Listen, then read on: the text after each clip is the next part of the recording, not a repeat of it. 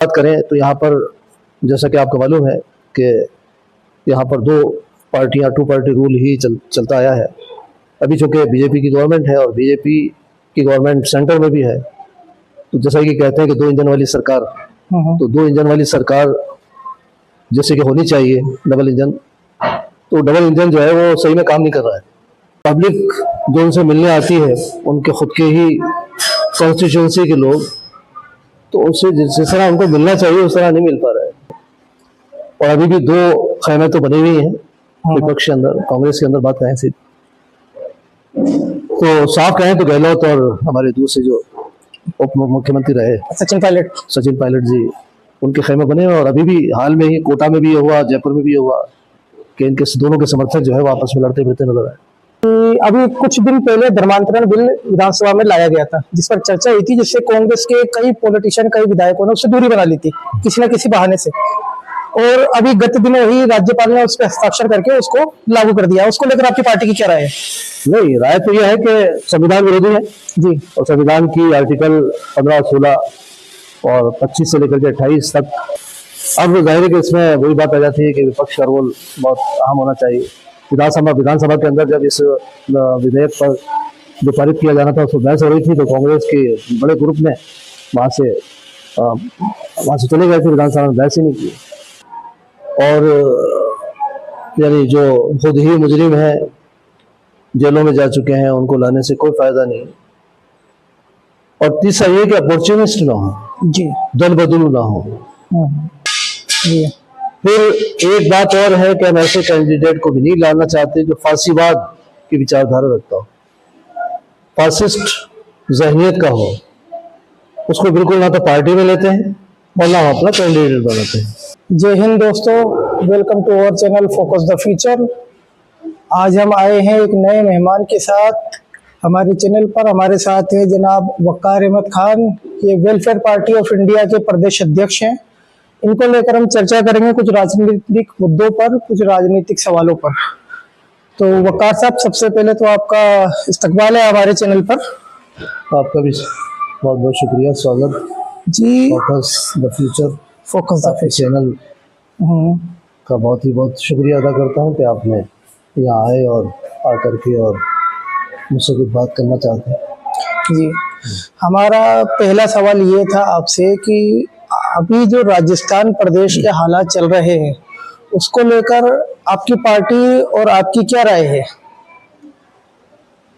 असल में हम पार्टी की राय से ही और पार्टी की जो विचारधारा है, उसी विचारधारा के तहत हम सारी बातों पर गौर करते हैं और उसी के तहत सारी बातों को हल करना चाहते हैं। जो भी मुद्दे हों, इश्यूज हों, हमारे प्रदेश राजस्थान के अंदर अभी बहुत सारी समस्याएं हैं और उसमें कुछ राजनीतिक समस्याएं हैं और कुछ पब्लिक मुद्दे हैं जिन पर हमें बात करनी चाहिए। तो पहले हम राजनीतिक स्तर पर बात करें तो यहाँ पर जैसा कि आपको मालूम है कि यहाँ पर दो पार्टियां, टू पार्टी रूल ही चलता आया है। अभी चूंकि बीजेपी की गवर्नमेंट है और बीजेपी की गवर्नमेंट सेंटर में भी है, तो जैसा कि कहते हैं कि दो इंजन वाली सरकार, तो दो इंजन वाली सरकार जैसे कि होनी चाहिए डबल इंजन, तो डबल इंजन जो है वो सही में काम नहीं कर रहा है। और हो ही रहा है कि यहाँ मुझे ऐसा महसूस होता है ज़ाती तौर पर कि पार्टी के अंदर काफ़ी कुछ है और वो अभी बाहर नहीं आ रहा, लेकिन कई चीज़ें ऐसी हैं जिनको हमें समझना चाहिए। पार्टी जब तक मजबूत संगठन के एतबार से नहीं होती, तब तक वो सही इरादे के साथ काम नहीं करती जी। और उसमें हो ही रहा है कि अंदर अंदर जो हमारे मुख्यमंत्री महोदय हैं, उनके साथ जो तालमेल दूसरे मंत्रियों का या दूसरे जो हमारे एमएलए बीजेपी के हैं उनका जो होना चाहिए, उस तरह का नहीं है जी। कहीं किसी आईएएस अधिकारी के साथ बदतमीजी की जाती है, कहीं ये हो रहा है कि एमएलए जा करके और अपने प्रदेश में घुर्रा रहे हैं। पब्लिक जो उनसे मिलने आती है उनके खुद के ही कॉन्स्टिट्यूंसी के लोग, तो उससे जिस तरह उनको मिलना चाहिए उस तरह नहीं मिल पा रहा है। उनके मुद्दे और इशू पर बात करना और उनको हल करना तो बहुत दूर की बात है। सरकार को जैसे यहाँ पर हमें लगा था कि एक नया मुख्यमंत्री, नया चेहरा सामने आया है, तो वो बहुत ही अच्छे तरीके से यहाँ पर प्रशासन को चलाएंगे। लेकिन लगता ऐसा है कि यहाँ पर वो चूँकि नए हैं और तजुर्बे की कमी भी हो सकती है, और ये भी हो सकता है कि उनका जो संगठन है उस पर पूरी तरह पकड़ ना हो। लेकिन ये ज़रूर है कि महंगाई अपनी जगह है, बेरोजगारी अपनी जगह है, बल्कि बढ़ रही है। पब्लिक के जो मुद्दे हैं, इश्यूज हैं, उस पर भी हम बात करें तो सही तौर पर देखा जाए तो ये सरकार हमें फेल नजर आती है। दूसरी तरफ जो अपोजिशन है, उस अपोजिशन को जैसे कि सही तौर पर विधानसभा के अंदर और विधानसभा के बाहर रोल अदा करना चाहिए, वो उस तरह नहीं कर पा रहे। और उनकी भी समस्या ये है कि आपस में उनके अभी तक यानी मनों के अंदर पूरे तौर पर एक दूसरे के प्रति जैसे कि होना चाहिए संगठन के एतबार से, वो नहीं है। और अभी भी दो खैमे तो बने हुए हैं विपक्ष के अंदर, कांग्रेस के अंदर बात कहें सी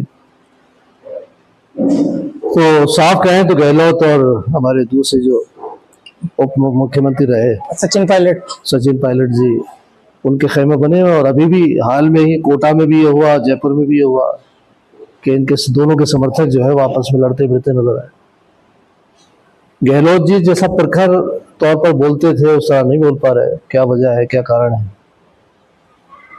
और इसी तरह जो पब्लिक इश्यूज हैं जिन पर अभी कई बिल पास हुए हैं, उनमें जाहिर है कि एक बिल, उसके लिए हमारा दूसरा सवाल ये था कि अभी कुछ दिन पहले धर्मांतरण बिल विधानसभा में लाया गया था, जिस पर चर्चा हुई थी, जिससे कांग्रेस के कई पॉलिटिशियन, कई विधायकों ने उससे दूरी बना ली थी किसी न किसी बहाने से।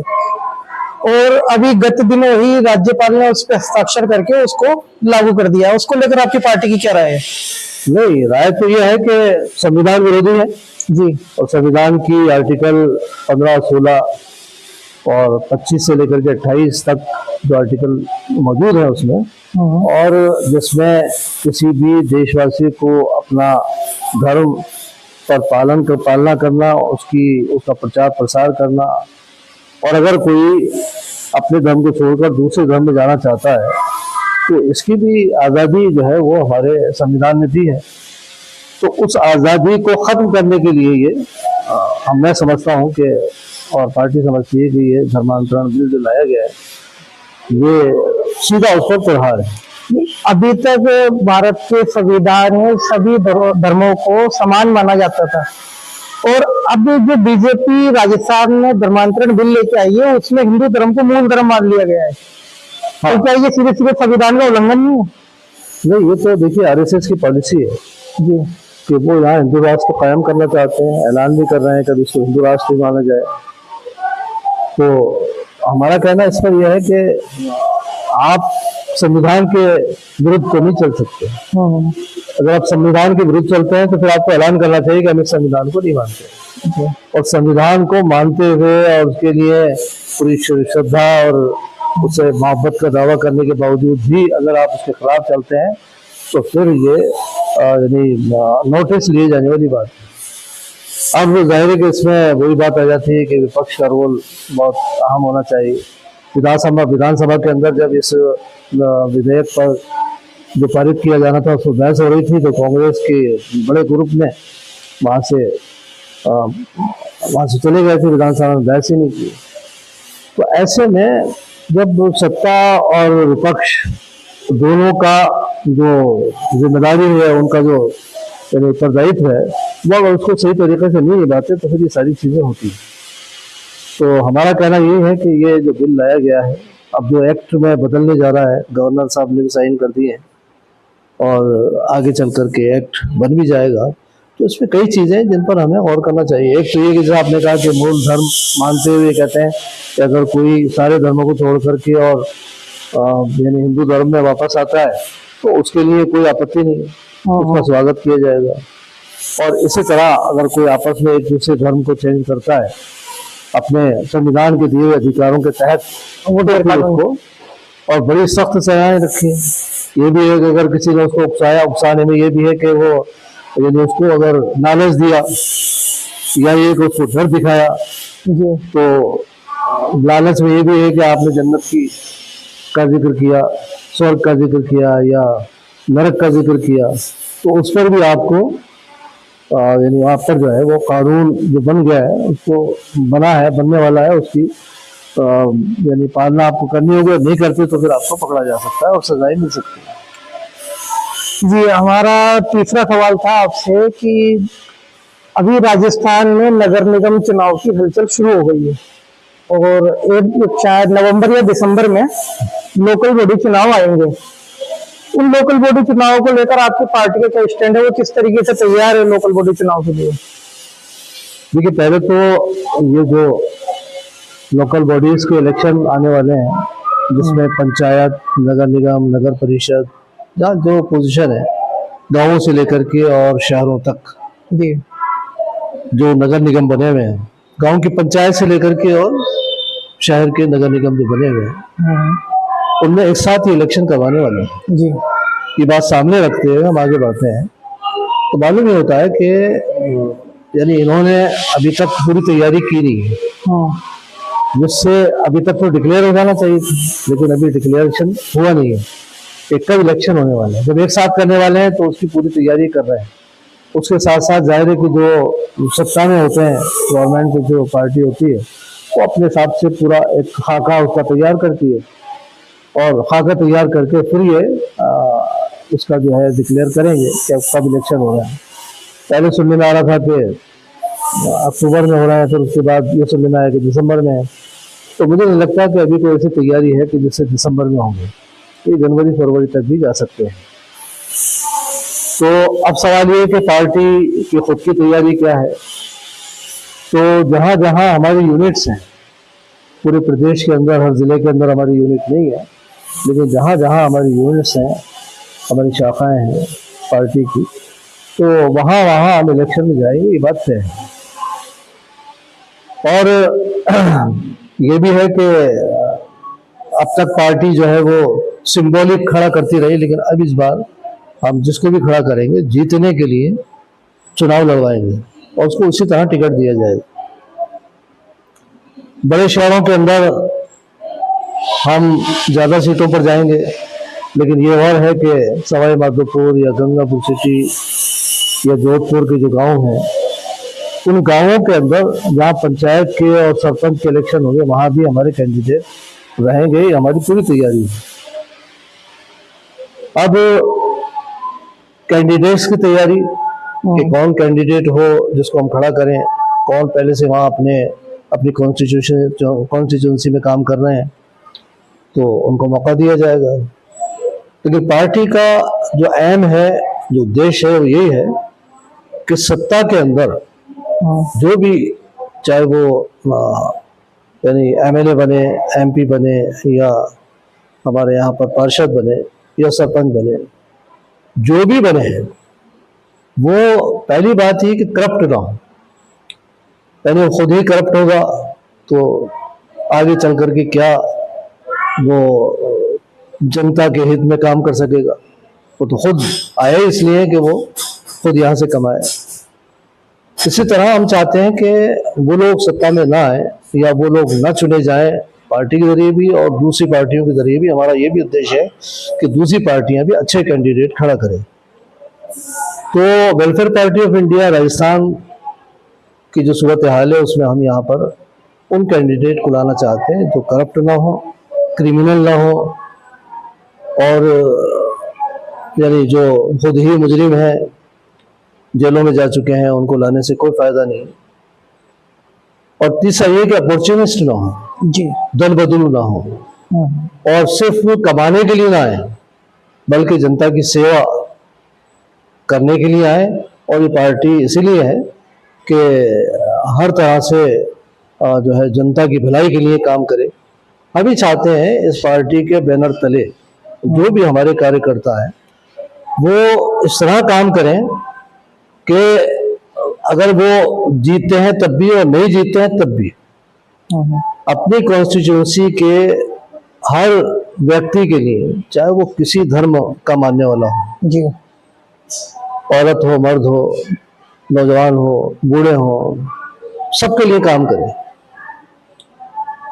उसमें कहीं धर्म ना अड़े आए, ना कहीं कोई बिरादरीवाद चले, ना जातिवाद चले, बल्कि ये हो कि वो सबकी खिदमत के लिए और सबकी सेवा के लिए काम करें। जी तो ऐसे लोगों को हम आगे ला करके कैंडिडेट बनाना चाहते हैं। ये बिल्कुल खुली हुई बात है और ऐसा ही होगा। जी फिर एक बात और है कि हम ऐसे कैंडिडेट को भी नहीं लाना चाहते जो फांसीवाद की विचारधारा रखता हो, फासिस्ट जहनीत का हो। उसको बिल्कुल ना तो पार्टी में लेते हैं और ना हम अपना कैंडिडेट बनाते हैं, चाहे वो जीतने की पोजीशन में ही क्यों ना हो। यानी हमें मालूम हो कि जीत सकेगा, लेकिन फासिस्ट है, उसकी जहनीत, उसका दिमाग फांसीवाद पर है, तो फिर हम उसको कैंडिडेट नहीं बनाते। तो एक पॉलिसी मैंने आपके सामने रखी है। उस पॉलिसी के तहत हम यहाँ इस प्रदेश के अंदर जो है बहुत सारे कैंडिडेट यहाँ पर लाने वाले हैं। अभी पूरे तौर पर समीक्षा नहीं हो सकी, लेकिन ये जरूर है कि करीब 10% जहाँ भी हमारी यूनिट है, 10 से लेकर 20% सीटों पर हमारे कैंडिडेट चुनाव लड़ेंगे। और जैसा मैंने कहा कि सिंबॉलिक कुछ नहीं होगा, हम जाएंगे ही चुनाव में जीतने के लिए। जी जी, शुक्रिया वक्कार साहब आपको हमें वक्त देने के लिए। ये थे हमारे साथ वेलफेयर पार्टी ऑफ इंडिया के प्रदेश अध्यक्ष जनाब वक्कार अहमद खान साहब। इन्होंने अपनी पार्टी की राय रखी, प्रदेशों के हालातों पर जो भी इनकी पार्टी का स्टैंड है वो रखा। मिलते हैं आपसे अगले एपिसोड में। शुक्रिया।